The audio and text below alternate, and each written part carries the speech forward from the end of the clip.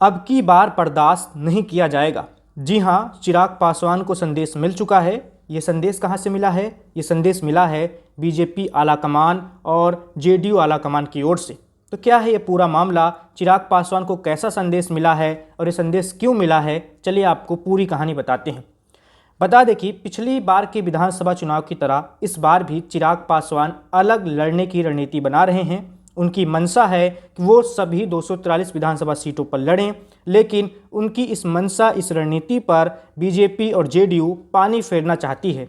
BJP आलाकमान ने साफ तौर पर कह दिया है कि चिराग पासवान को पिछली बार की तरह इस बार बर्दाश्त नहीं किया जाएगा अगर वो एनडीए से अलग होकर चुनाव लड़ते हैं तो। बता दें कि बीजेपी आलाकमान को चिराग को ऐसा संदेश देने के लिए मजबूर होना पड़ा है और ये मजबूरी आई है जेडीयू की ओर से। जेडीयू ने दबाव बनाया। जेडीयू सुप्रीमो नीतीश कुमार ने साफ तौर पर कहा कि हम पिछली बार की तरह इस बार चिराग पासवान से नुकसान नहीं करवाना चाहते हैं। चिराग पासवान को काबू में रखना होगा और उन्हें एनडीए के बैनर तले ही चुनाव लड़ना पड़ेगा। तो ऐसा जेडीयू ने कह दिया है। बता दें कि पिछली बार का जो विधानसभा चुनाव था उसमें चिराग पासवान ने जेडीयू को काफ़ी ज़्यादा नुकसान पहुंचाया था। जो जेडीयू 2015 में 70 से ज़्यादा विधानसभा सीटें जीती थी, वही 2020 में सिर्फ 43 पर आकर अटक गई। और यही बात नीतीश कुमार को बहुत ज़्यादा खटक रही है और उन्होंने इस बार पूरी तरह से मूड बना लिया है कि चिराग पासवान को बिल्कुल भी ऐसा कुछ करने नहीं दिया जाएगा जिससे जेडीयू की सीटें कम हों। और यही वजह है कि जेडीयू नेतृत्व ने सीधे तौर पर बीजेपी को कह दिया है कि आप चिराग पासवान को काबू में रखिए, आप चिराग पासवान को अकेले लड़ने मत दीजिए।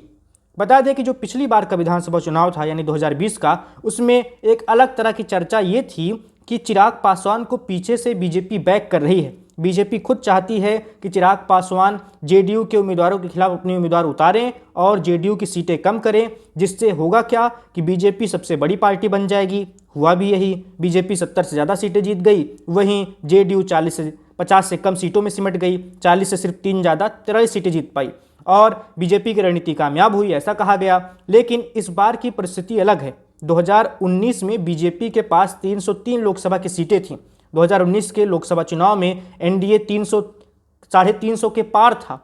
इसके बाद 2020 का विधानसभा चुनाव हुआ बिहार का। लेकिन इस बार की परिस्थिति अलग है। 2024 में बीजेपी लोकसभा में बहुमत खो चुकी है। बीजेपी के पास सिर्फ 240 सीटें हैं और उसे जेडीयू जैसे महत्वपूर्ण साथी की ज़रूरत है लोकसभा में। जेडीयू के पास 12 सांसद हैं और इसी वजह से कहा जा रहा है कि इस बार बीजेपी ऐसा कोई दांव नहीं खेलेगी, पर्दे के पीछे ऐसी कोई रणनीति नहीं बनाएगी और वो पूरी तरह से जेडीयू को विश्वास में लेकर चलेगी और वो जेडीयू को नाराज़ तो हरगिज़ नहीं करना चाहेगी। और यही वजह है कि बीजेपी ने जेडीयू की बात मानी और चिराग तक संदेश पहुंचा दिया कि भैया देखो, ऐसा है कि इस बार अकेले लड़ने वाला कोई सिस्टम है नहीं। एनडीए में अगर आप हैं तो एनडीए से कोटे वाली जो सीटें मिलेंगी आपको, उसी हिसाब से चुनाव लड़ना पड़ेगा। अलग से लड़ने का मूड बना रहे हैं तो ये बिल्कुल भी बर्दाश्त नहीं किया जाएगा।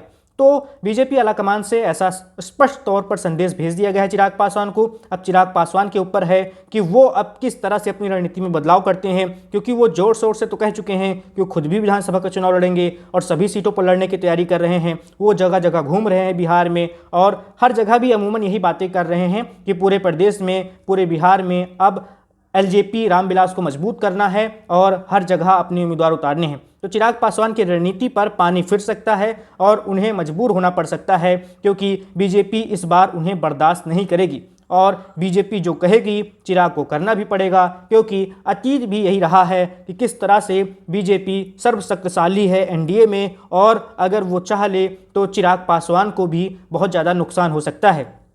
किस तरह से चिराग पासवान की पार्टी में रामविलास पासवान के निधन के बाद टूट हुई थी। पशुपत पारस अलग लेकर चले गए थे। 5 सांसदों को, टोटल 6 सांसद 2019 में जीते थे, जिसमें से 5 सांसद पशुपत पारस लेकर चले गए थे। केंद्रीय मंत्री बन गए थे। चिराग पासवान हाशिए पर थे। फिर चिराग पासवान ने वापसी की और बीजेपी का उन्हें समर्थन मिला और यही वजह है कि समर्थन की वजह से आज उनके पास 5 सांसद हैं और वो केंद्रीय मंत्री हैं। वहीं पशुपत पारस राजनीति में शून्य पर पहुंच गए हैं, एक तरह से यही कहा जा सकता है, क्योंकि ना उनके पास कोई विधायक है, ना सांसद हैं और वो खुद भी किसी पद पर नहीं है।